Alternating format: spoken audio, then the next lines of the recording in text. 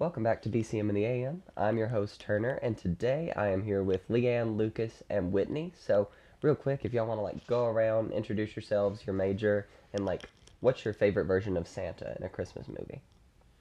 Hey everyone, this is Leighanne. I'm a linguistics and Spanish major, and I think my favorite depiction of Santa will have to be from the Anna Kendrick movie Noelle. I love that it's a job that is kind of passed down, and sometimes you like it and sometimes you don't.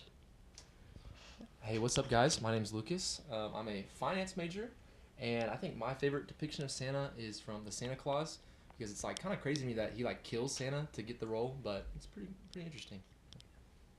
Hello, family, friends, comrades. I'm Whitney, and I'm a marketing major. And I don't know if I have one that's specifically within the media, but I do like it whenever Santa's depicted as egregiously fat. I just think it's pretty funny. He's just gonna roll down the hill and drop your presents off. Yeah. I'm partial to. Have y'all seen the movie Rise of the Guardians? Yeah. The Santa that's straight out of the Russian gulag has the naughty and nice tattooed on his arms. That one I'm partial to a little bit. Plus, I just think that movie needs more love. It's a good movie. So anyway, this is kind of our Christmas special episode.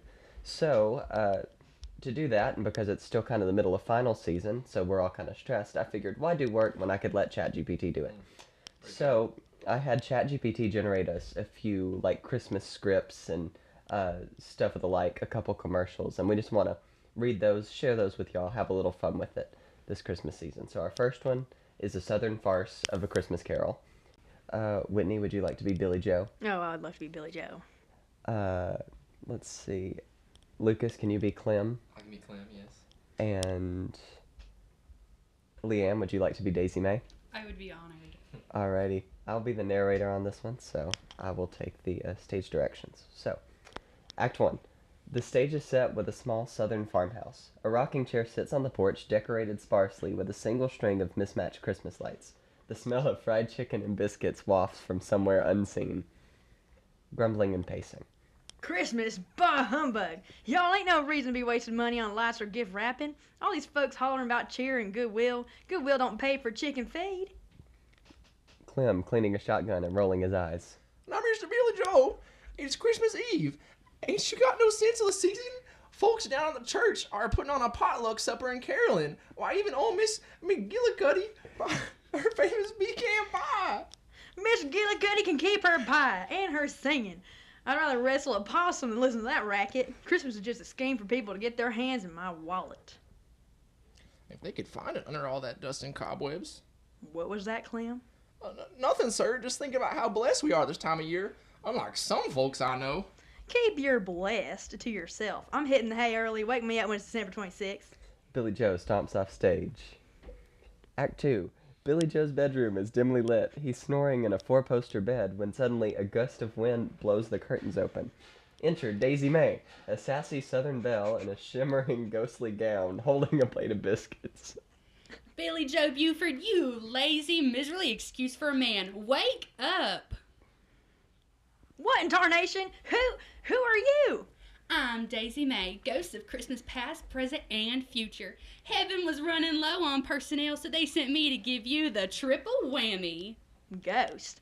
Well, you look more like the Grand Marshal of the Miss Possum County pageant. Hush up now, or I'll swat you with this here biscuit pan. We've got work to do. Let's start with your past. Grab a hold of my elbow, sugar, and don't let go. The lights dim and a spotlight comes upon a younger Billy Joe in overalls laughing with friends at a Christmas barn dance. Look there, Billy Joe. Back when you had a head full of hair and a heart full of joy. Remember when you loved dancing to Jingle Bell Rock with Mary Sue? Mary Sue. She made the best sweet potato casserole this side of the Mississippi. And you let her slip away because you'd rather count pennies than count your blessings. The lights shift again. The scene changes to Clem working alone in the barn. And here's your present. Poor Clem, busting his backside trying to make your farm run while you're hoarding money like a squirrel hoards.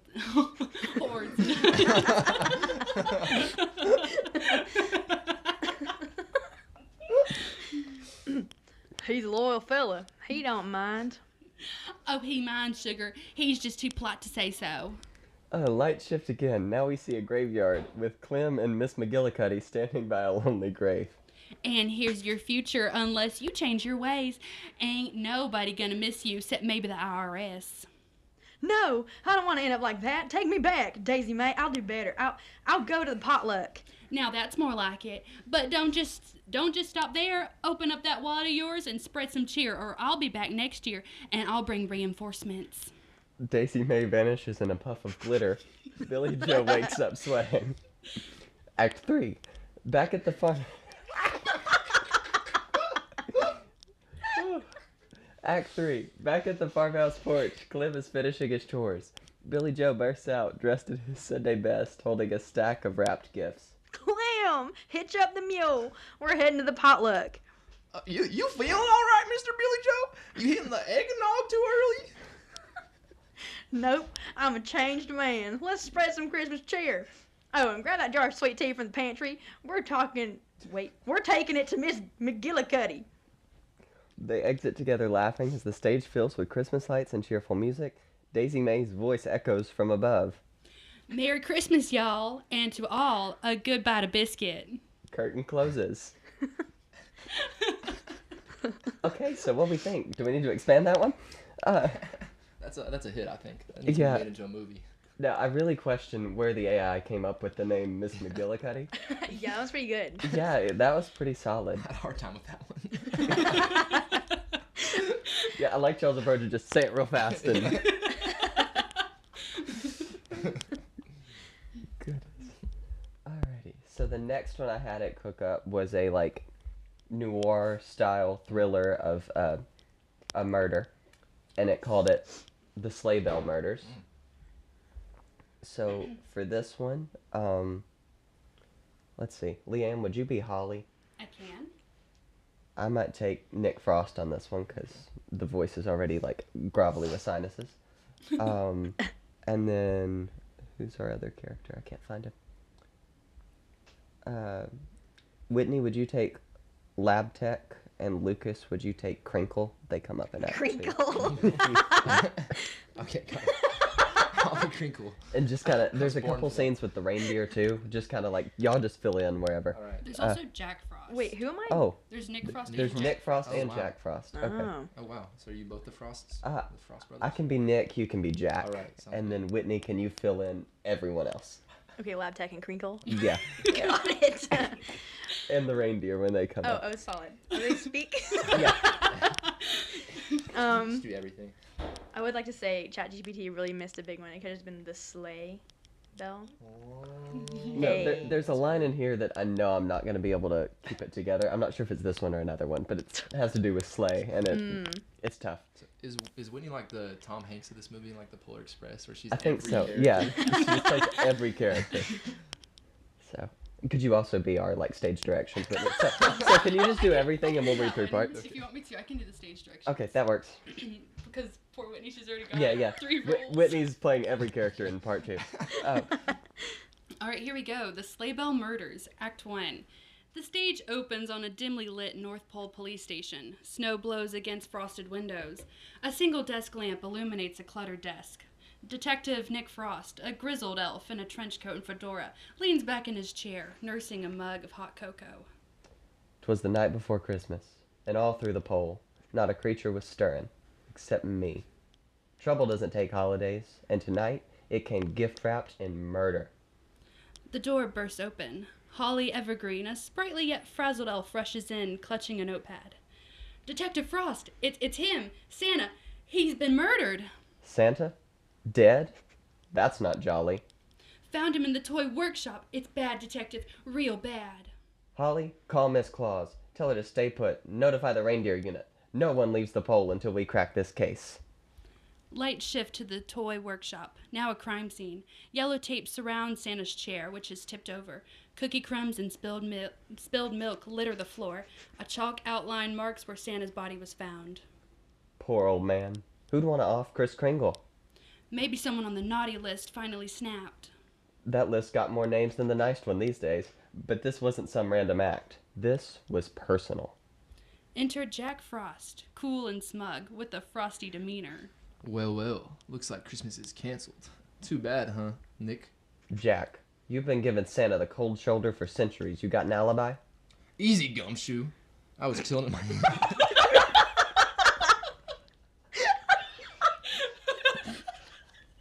What's a gumshoe? I don't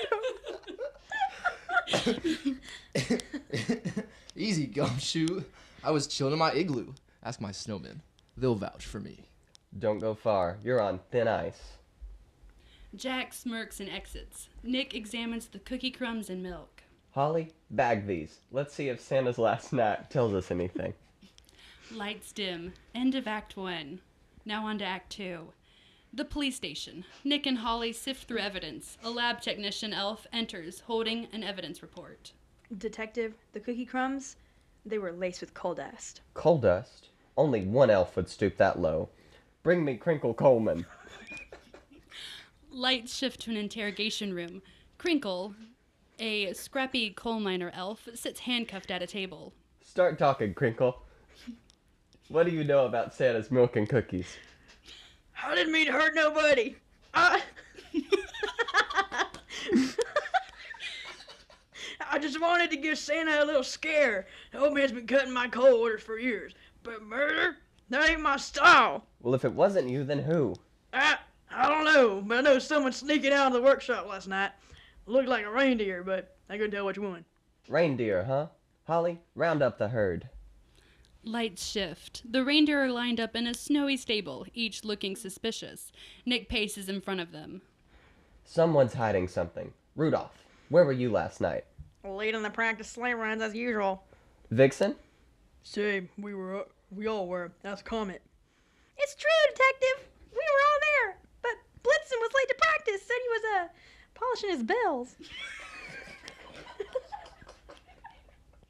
Blitzen, care to explain? I'm running out of voices. I didn't do it. I found Santa laying there. I panicked. Didn't know what to do. So you ran. Guilty behavior if I've ever seen it. Holly, cuff him. How do you cuff a reindeer?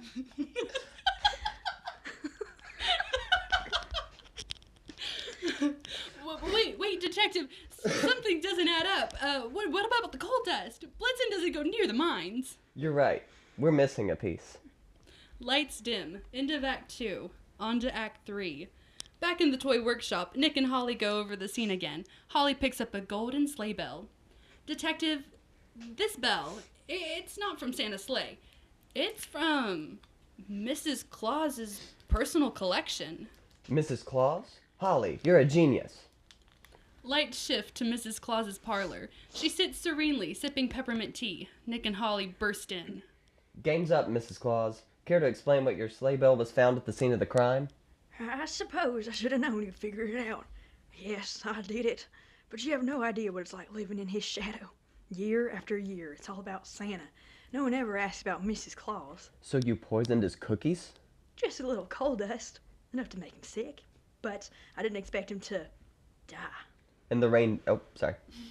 And the reindeer, did they know? No, they're innocent. This was my doing alone. Holly, take her in. Mrs. Claus rises gracefully and holds out her wrists for handcuffs. Missed that line. You're good. Christmas will go on without him, Detective. The world doesn't stop for one man. No, but it'll stop for justice. Woohoo!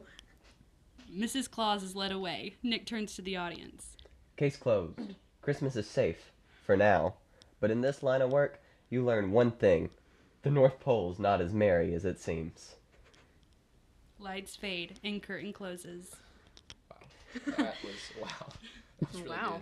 Gosh. Crinkle Coleman. good. That's my favorite part. And for those of you, Crinkle. and if you're listening, Coleman is spelled C-O-A-L. Coleman. Can we look up what a gumshoe is? Oh yeah. Easy now, gumshoe. Well, it was almost going into verse. It was easy gumshoe. I was in my igloo. I'm like, we're about to take a hard right Dr. turn. Seuss right here, you know. Drop a beat. A gumshoe is a private detective. Whoa. Oh. Okay. Oh. I thought it was like Christmas related. Oh, I just thought it was a stupid, like Yeah, you name. like the gum on my shoe. You know? Yeah. The origin is mid-19th century in the sense of galoshes or soft-soled shoes, Oh. suggesting stealth because you creep around, I guess. So you have a gumshoe, you're light on your feet. Nice.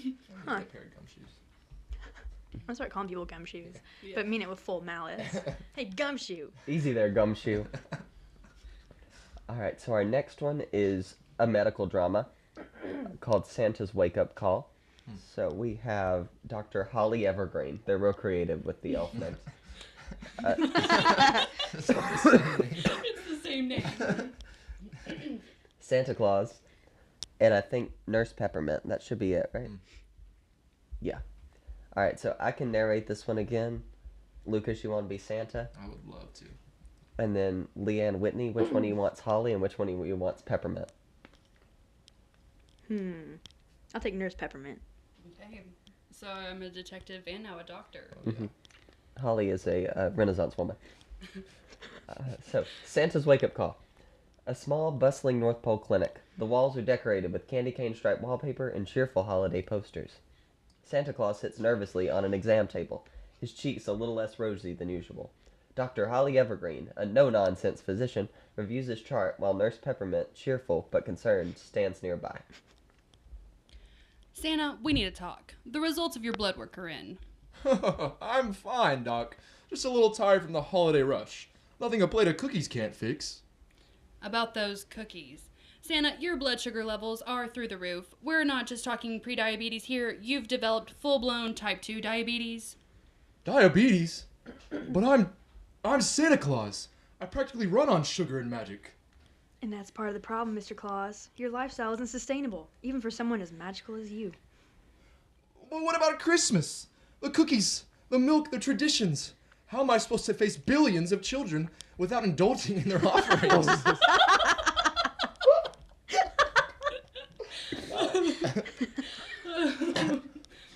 Santa, this isn't about you anymore. If you don't make any changes, you won't be around to deliver anything. Not toys, not joy, nothing. I never thought this could happen to me. What do I have to do? First, we'll set up a plan. Balanced meals, more activity, and yes, cutting back on the sweets. And Nurse Peppermint will help you manage your medication. We'll start with small steps, Santa. You'll be amazed at what even a few changes can do. And don't worry, we'll find ways to keep the holiday magic alive. I guess the magic has to start with me, huh? Exactly. You're an icon, Santa. Show the world that even legends can prioritize their health. Plus, the elves are working on sugar-free cookie recipes. I've heard they're pretty good. Sugar-free cookies? That'll take some getting used to. One step at a time, Santa. We're here to help you in every step of the way. The scene fades as Santa takes a deep breath, determination flickering in his eyes. The sound of a sleigh bell jingles softly in the background. I told it dramatic medical drama, and I think the only place it picked up on the drama was the footnote at the end. Determination ringing in his eyes. I'm still reeling off the indulging in their offerings. That's the best line that's ever been written. That part's crazy. That's wild. Alright, so this next one, I had it make a couple commercials. So, there's one, if we'll make it to, I told it to write one in the style of an ASPCA commercial. And Leighanne, I just feel like your voice would be perfect for that. So, Okay. Whitney, would you like to read the stage direction? And Leighanne can be the narrator? Yeah. Excuse me. This one just needs a feminine touch. All right, did you not hear my crinkle? Yeah. Well, just, yeah. No, I'm not a killer. Just imagine that In the Arms of an Angel is playing in the background of Okay, this. perfect, There's perfect, copyright, okay. so we can't. Otherwise, I Right. would. Can I But say? just imagine it. Yeah, go ahead. No. Okay, all right. We just lost all our viewers right there. Luckily, All for they're it. not viewing, they're listening. Keep up. Okay. Opening scene. A snowy landscape, soft piano music plays. A lone reindeer stands in the cold, its nose frostbitten. Every year, Santa's reindeers work tirelessly to bring joy to the world. But behind the magic, some of these noble creatures face unimaginable hardships. Cut to footage of the reindeer in cramped stalls, antlers scratching against low ceilings. Blitzen suffers from untreated hoof rot. Prancer...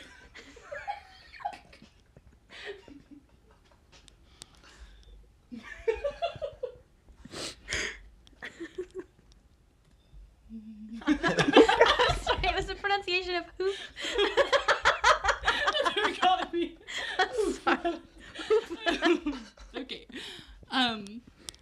Prancer hasn't had a proper meal in weeks. And Donner, he just wants to run free again. Close up of a reindeer's big, soulful eyes. A single tear glistens. For just 50 cents a day, you can help provide these reindeer with the care they deserve. Medical treatment, warm hay, and a chance to roam the snowy plains. Footage shifts to happy reindeer frolicking in the winter wonderland, their bells jingling merrily. Your generosity can bring hope and healing, because no reindeer should have to endure a silent night of suffering. Cut to a cozy barn where a child gently feeds a carrot to a reindeer. Call the number on your screen or visit SaveSantasReindeer.org today. Together, we can make their Christmas merry and bright. And with the text on screen, adopt, care, protect, alongside the logo of the Reindeer Welfare Foundation. Wow, that was touching. That was good. Silent Night of Suffering was actually That that was was kind of ours. Okay, it kind of like gives like a Christmas Simon and Garfunkel song. Yeah. In Donner, he just wants to run free again. Yeah. Hoofrot. Who'd have thought the same thing that came up with Miss McGillicuddy would have just come up with that? But Yeah. all right, so the next one is a pharmaceutical commercial. Big Pharma. Yeah. Wow. Yeah, it really came a little more timely than I meant for it to. Wow. But Lucas, would you like to be the narrator and I can do stage direction? That sounds great. All right, opening scene. A cozy living room. Christmas decorations abound. A father sits on the couch, sneezing into a tissue, his red nose glowing like Rudolph's. Children peek around the corner, holding wrapped presents and looking disappointed. This holiday season, don't let seasonal sniffles and aches turn you into the Grinch. Cut to a pharmacy counter where a enthusiastic pharmacist hands a bright, glittery package labeled Alpha Chillin', trademarked, to a smiling customer. Introducing Alpha Chillin', the only cold relief medicine infused with holiday cheer and enough energy to keep up with Santa's sleigh schedule. The scene show a montage. The father handing Christmas lights and untangling them like a pro, building a gingerbread house with the kids, and performing an over-the-top jig at a holiday party. With Alpha Chillin', Peppermint's powered formula, you'll experience rapid relief from congestion, sore throat, and the exhaustion that turns you into a holiday hermit. A sleigh bell chime rings. Cut to the family having a snowball fight. The dad dodges one in slow motion like an action star. Alpha Chillin' is not just a medicine. It's holiday hustle in a bottle. Text on screen, accompanied by the cheerful jingle bells. Side effects may include excessive Christmas spirit, compulsive tree decorating, candy cane cravings, spontaneous caroling, an uncontrollable urge to wear festive sweaters, and, in rare cases, mistletoe confusion. If you experience any of these, call your neighbor. They probably think you're delightful. Final shot, the family hugging under the twinkling Christmas tree. The dad winks at the camera holding the Alpha Chillin' bottle. Ask your pharmacist about Alpha Chillin', because the best gift you can give this holiday season is you, but less sniffly. Tagline appears. Alpha Chillin', unwrap the gift of feeling amazing. That was pretty good. Yeah. I'd buy that. Mistletoe confusion might be my favorite joke. What does that mean? I don't know. You have it. Yeah. Right. That's the worst dad joke. Yeah. All right, so this is called the North Pole Coup.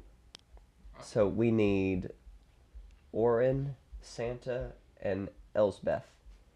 Would y'all mind if I read Orrin? Is that okay? Yeah. That's fine. All right.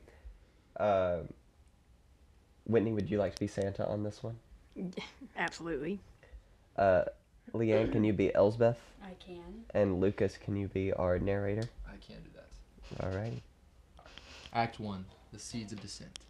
The grand hall of Santa's workshop. It is festively adorned, but carries a somber air. Santa sits upon a throne of red velvet and gold, his jovial demeanor dimmed. Before him stands Orrin, a cunning and ambitious elf. Beside Santa, his loyal advisor, Elsbeth, watching Orrin with suspicion. Hail, mighty Claus, harbinger of cheer, bringer of gifts to children far and near. Yet as the snow melts and the ice doth wane, the weight of thy rule doth bring us pain. What speakest thou, Orrin, my trusted aid? Hath not my reign brought joy, my will obeyed? The stockings are filled, the sleigh doth soar. What grievance couldst thou bring to my door? O Claus, thy reign hath grown too great, thy jolly visage masks a dire fate.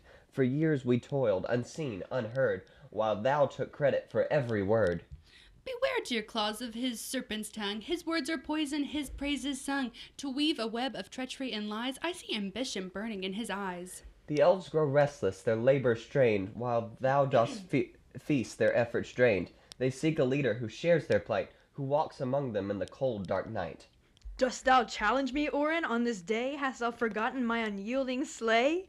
The magic I wield, the joy I impart, to turn against me, a most treacherous art. Thy magic wanes, thy time is past, the North Pole needs new winds, a change at last. I call for thy abdication, Claus, this eve, lest the elves in numbers make thee grieve. Santa and Orin exchange an intense stare as the scene ends. Scene: the snowy courtyard of the workshop. Elves gather, holding torches and banners. Orin stands atop a sleigh crate, addressing the crowd. Elsbeth watches from the shadows, her face a mix of anger and concern. My brothers, my sisters, the time is nigh. For too long hath Claus ruled from on high. We break our backs, we freeze our hands, while he reaps the glory across the lands. Down with Claus! Down with Claus!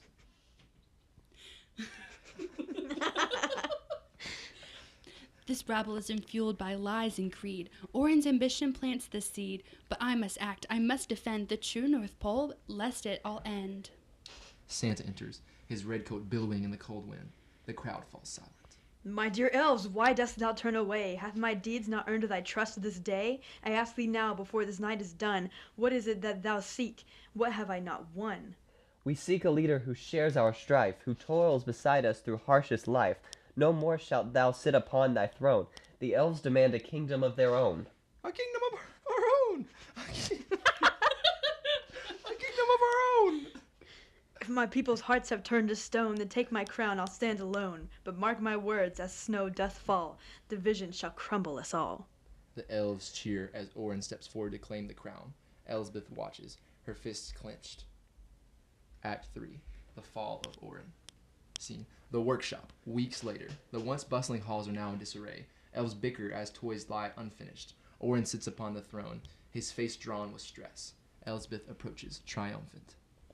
How fares thy reign, O mighty king? Doth power taste as sweet as spring? Or dost thou find, as I foreknew, that ruling elves is no task for you? Silence, wretch, thy jests do sting. The burden of rule is a heavy thing. These elves demand what none can give, a paradise where none can live. And yet when Claus bore this weight, thy voice was loud with scorn and hate. Now see the truth, for it doth shine. The North Pole's heart was his, not thine. Santa enters, his presence commanding. The elves stop their bickering and bow their heads in shame. I return not to punish, nor to reign, but to heal this land and ease its pain. Orin, thy folly doth burn and sear. Your redemption waits for those sincere. Forgive me, Claus, my heart was blind. I sought a crown, but lost my mind. Take thy throne, and with it peace. Restore the joy, let discord cease. Santa lifts Orin to his feet and embraces him. The elves cheer as order is restored. Elsbeth smiles faintly, her faith vindicated. Come, my friends, let's mend this rift. Together we'll prepare the Christmas gift. For joy and love shall let it ever be the true magic of the North Pole tree. The scene ends as snow falls gently outside, the workshop alive once more with hope and harmony.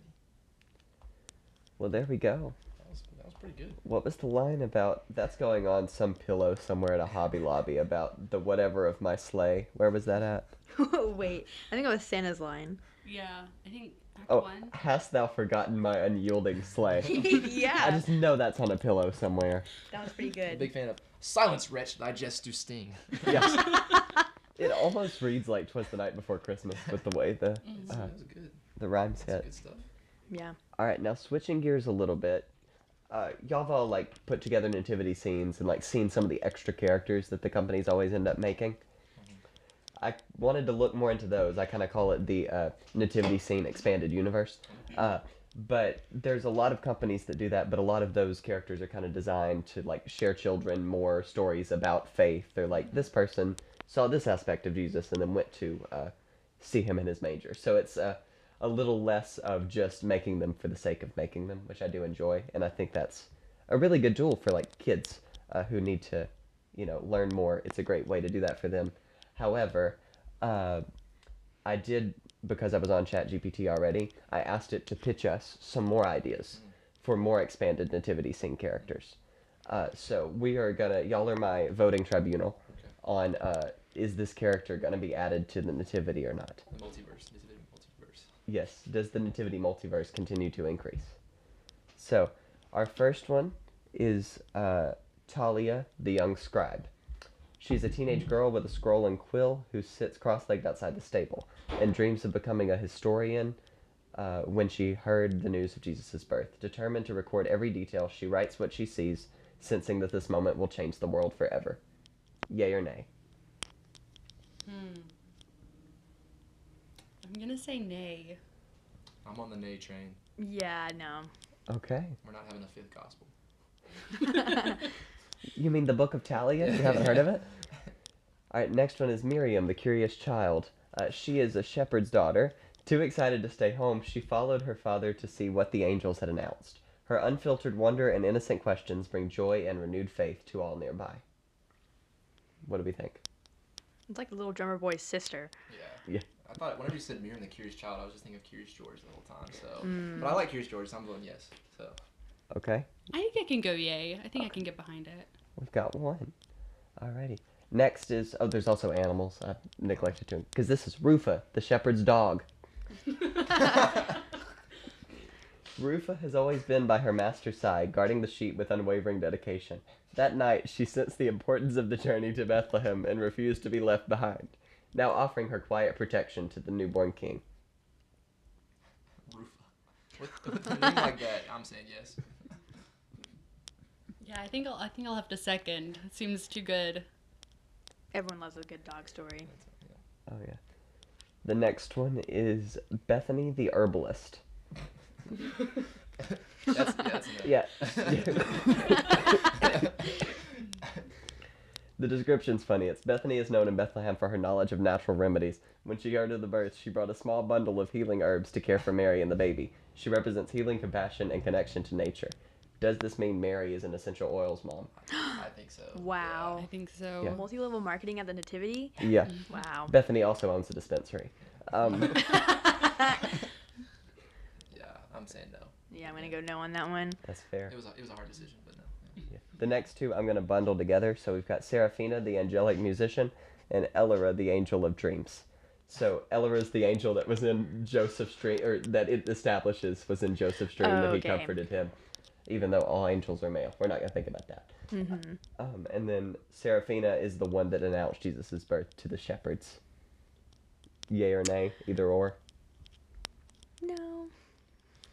I like the added lore, but I'm not to say no. Yeah, I'm gonna say no. Seems like a good idea, but not behind it. That's fair. No, I kept making a ChatGPT just like keep putting these till I found some like funnier things. So I'm just gonna start reading the titles, and we're just gonna go kind of lightning round with it. So we've got Leora, the candle maker. Yes. Yeah. Yeah. Obviously. Easy yes. Eli, the traveling poet. No. No. I don't like poetry. It gave me like 3 poets. I'm like, there couldn't have been that strong of an economy for that many poets to be around. Rahab, the widow. With a name like that. Yeah. Why not? I'll give it I abstain from voting. She can go see baby Jesus. Yeah, yeah. This is one of my favorites. Enoch, the camel herder. Yeah, I Sure. like that. Yeah. Big fan of camels. Hannah, the fruit seller. No. No. Boaz, the innkeeper's apprentice. No. Wait, so we have Rahab and Boaz? Yes, but it just pulled biblical names. They are not the same. Jesus. I'm saying no. I'm just amazed that how do you apprentice to an innkeeper? Yeah. It also is a pretty bad one if they have to go in the stable. Yeah. Yeah, Yeah, oh, you he- can't he sit here, really but I'm seeing overbooked. my apprentice with you. So. Yeah, he'll show you to the Yeah. stable. Yusuf, the olive farmer. The what? The olive farmer. I'm a Sure. big fan of olives. I'm gonna say no. I'm sorry. Yeah. See, no, I'm a yay. I like olives. Yeah. Oh, and his backstory says he brought a jar of his finest olive oil as a gift. Well, obviously he's welcome. That's a good gift. Yeah. Honestly, olive oil is so expensive. I mean, hey, it's a pretty good gift. Yeah. This next one just made me laugh because it said Selah the flutist. Not flautist. It said flutist from ChatGPT. So that one just made me crack up for that reason. I'm saying yes on that one. Yeah, obviously. Her name, Yeah. she's welcome. Flutist, yeah. This one's good. Caleb the carpenter's brother. The carpenter can't come. So Yes. his brother. He doesn't even do anything. He's just there. Yeah, I like him. Yeah, he's a chill dude. Yeah. He's a chill guy. Obviously, it's why he came. Yeah. Exactly. Ada the midwife's helper. Sure, she can come. Yeah, I'll say yes. I like that. This one's fun. Micah the fiddler. No. No. Naomi the candle bearer. You have a candle maker, you have to have a candle maker. Yeah, you have to Someone have one has to person hold who it. just holds it. Yeah, I mean, you can't have someone doing all the work. Yeah. Okay, then these two are my favorite. This one might be the best. Simon the water bearer. The water boy? Yeah. Yeah, it's basically. He has a Water little boy. squeezy Gatorade bottle. He's like squirting it in Mary's mouth. He's like, all right, 1, 2, 3. Who knew Adam Sandler was at the birth of Christ? Yeah. It makes sense. I mean, if He's anyone Jewish, was, it would I be guess, him. you know? Yeah. Yeah. So- And then the last one, this one just cracked me up. It's called Ashawn, the wild visitor. You think it's gonna be really extra, and then the description is a sly yet curious fox perched near the stable's edge, observing the scene with intelligent eyes. He's got intelligent eyes. I'll allow it. Yeah. That was just the coolest name for like it's a fox. I'm like, this is gonna be a cool character. It was a fox. I'm thinking, my thoughts like, how much do you make as a candle bearer? Is that like a viable like job, or should I be majoring in that or something? I don't know. Yeah. I'm not sure. You're just a glorified candlestick at that That's what I'm point, right? saying. Yeah, I know. All right, so that is about my list of those. Were there anything else that inspired you? Any other characters you think should be added or created? I like the ones we got. What about the ones that we should take out? I'm just kidding. Yeah, the wise man Chelsea, can only be added every 2 years. Yeah. Of course, did y'all have elephants with yours? Because I've had an elephant with my nativity for ever. No. No? Did you have a giraffe too? Or is that just like No, but I had 2 camels. camel's valid? Yeah, I don't know about elephant. I don't know how it'd fit in the stable, but you know, it's welcome. It's outside. Yeah. Yeah. You can stay with the innkeeper's apprentice. Well, mine also had like a dude playing bagpipes. I'm not sure what his backstory was supposed to be, but it's legitimately a dude with Bagpipes back. around it? That's also a very, very good question. Can you pull that up? Can you research that real quick so I can? Oh yeah. Were bagpipes around in biblical times? Let's see here. Okay, this is Gemini, so like grain of salt, but it says yes, the Bible mentions a musical instrument that was translated as bagpipe in Daniel 3:7. Wow. Huh, okay.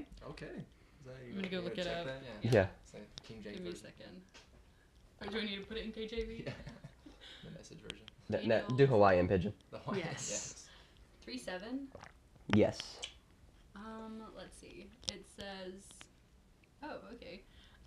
Therefore, as soon as the people heard the sound of the horn, pipe, lyre, trigon, harp, bagpipe, and every kind of music, all the peoples, nations, and languages fell down and worshipped the golden image that King Nebuchadnezzar had set up. Wow. Bagpipe. So it is a valid part of the nativity scene, is what you're saying. I guess so. I'm just as surprised as you are. Oh. No, but I put those characters into like the image generator, and it ended up producing basically a bluegrass band at the nativity. Like it's just a bunch of characters crowded in, but there was a fiddle, there was a flute, there was like a cello or a Oh, nice. upright bass, and I'm like, I'm sure they didn't have an upright bass, but I Bluegrass felt pretty Christmas. confident in that one. So but I'm like that fits the area at least. Yeah. Yeah, I like it. Well, now that we have concluded the nativity committee for the day, do y'all have anything about, since it is Christmas time, do y'all have like a favorite tradition that you either have with your family, with friends, just in general, that you'd like to share or talk about? No, I don't have anything. All right, that's the Yeah, end that's of the it. episode All today. right. See us next week. Yeah. My family. This is a lot more. This is nice. But we do like. I have a big family, but the main time we're all together now is Christmas Eve before, and we had a tradition since I was young, where every single like sibling gets to pick one like entree to have, and it doesn't have to be any like anything to have to do with Christmas. So I would pick Chick-fil-A chicken nuggets every single year, and we'd have that. And so we've continued that tradition. And so we have like queso and chips. We'll have like tacos some years. We'll have little burgers some years. So it's good. We had twice baked potatoes one year, so that was good. But it's one of my favorite traditions. That's awesome. Mine, for me, I have a relatively small family, and so on Christmas Day, we are one of those households that you go one by one opening Christmas gifts, and we drag it out. But the whole time we're doing that, we're normally watching, like, Christmas movies and just kind of going around and, like, sharing stories with, like, the gift and the reasons why we got them and stuff like that, and it's always my very favorite time of just being together. I mean, we'll drag it out for, like, 2 hours. And it's wonderful. What y'all know about Christmas lasagna? I don't know why that's like our go-to choice for like Christmas dinner, but it is, and it's really great. But other than that, we don't really have traditions per se. The only thing I would say is kind of like we are sticklers for having homemade ornaments on our tree. Like we don't do the store-bought because that's jank. I like my janky old penguin I made in second grade that doesn't have a foot anymore, but he's there. That's awesome. My family, usually on Christmas Eve, we will we'll have a gingerbread house like decorating competition that we send out to like all the family and friends. Somehow it always ends up usually being like me and my mom against my dad and my sister, and they tend to about a third of the way through already start arguing about how they're going to decorate it. So it usually just becomes me and mom chilling doing whatever while they argue. And our secret is we hot glue the houses first, so it's Christmas Eve when there are like cookies in the oven and the hot glue gun is out on the counter, because those things fall apart far too easy. That's true.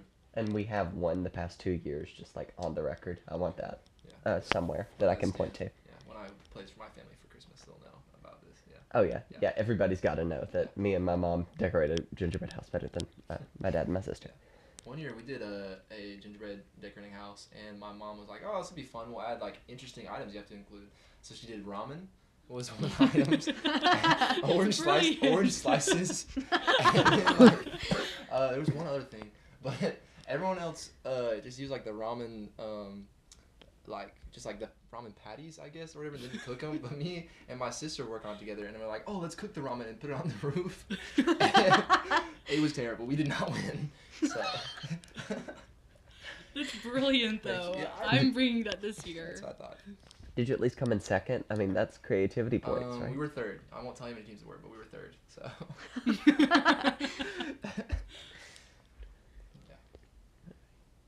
That's it. And then I know this will kind of be airing once we're all back home with our families and kind of been away from school for a couple weeks. Is there maybe any encouragement y'all have, either related to Christmas or just related to like people being at home and maybe getting a little discouraged being away from everyone?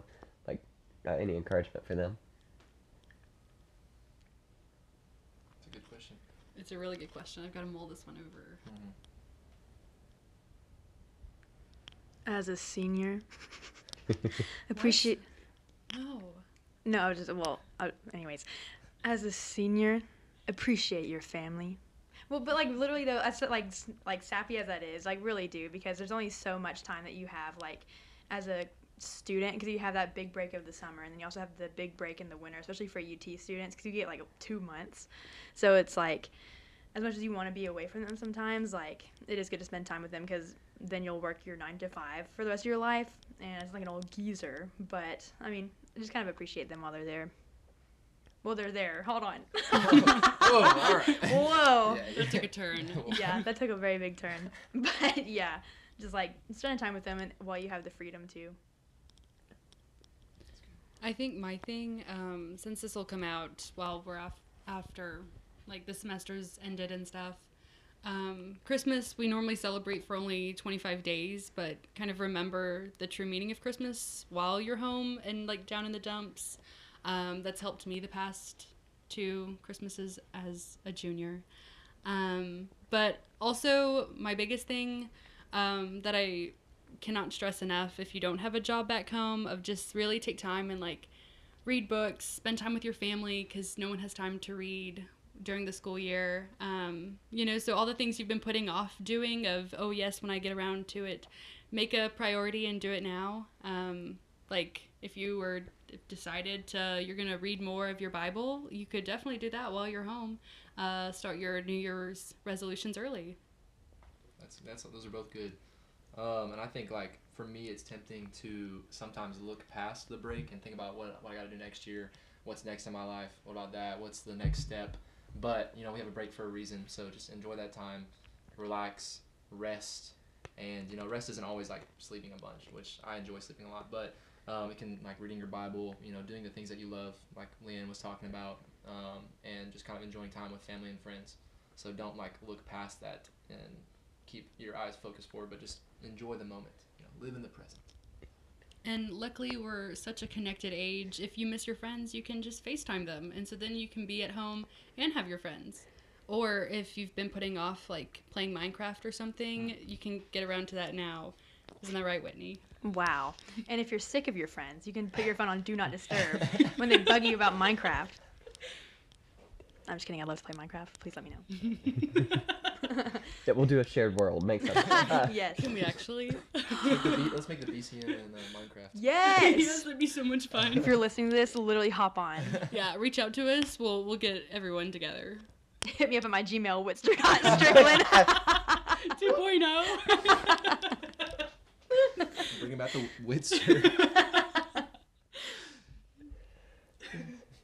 But I mean, I think one thing too is don't forget to still like have the Christmas season. I know a lot of times with, especially as late as we get out half the time, when you get home, it feels like you've got 8 days before it's just like life back to normal. And I know, like, regardless, take your time, celebrate, use that time for all it's worth. Don't discount it just because it's shorter. If you're decorating a tree or you're setting up a nativity or whatever you're doing and it's only going to be out for 8 days, if that's something that brings you kind of the joy and the comfort of the season and just kind of focuses you where you need to focus, do that. I think I tend to overlook that sometimes, be like, well, there's only 8 days. This is going to be more cleanup than it's worth. But sometimes it is, I don't know, I'm trying to get better at it's not the destination, it's the journey. Because I've been very much a destination person. It's like the journey along the way is what makes the destination worth it. That's good. I agree. Whitster, do you agree? Yes, I do. Whitster is of accord. And that just kind of reminded me, like, growing up, I always used to think that December 26th was the saddest day of the year because the party was over. But the party is, in fact, not over because, well, it's still Jesus' birthday every day. Because, well, we should be celebrating the birth of Christ and the life of Christ every day. So that's something I'm taking with me into this upcoming Christmas season, even though this will already be out. But anyway. I think his like first coming too reminds me that he's coming again one day, which is another thing to look forward to and a joy that we have, and also like encouragement to still evangelize and be witnesses. And we have a unique opportunity sometimes to evangelize to some family members we don't see for a while or some friends that we haven't seen in a long time. So that's a cool opportunity we have during the break. Well, thank you guys all for coming on during like the busiest time of the year. Take a time in your schedules to do this with me. I've really enjoyed it, so thank you. You're welcome. Thank you. Yeah, thank you. Anytime. And Merry Christmas, everyone. Yes, Merry Christmas, everybody.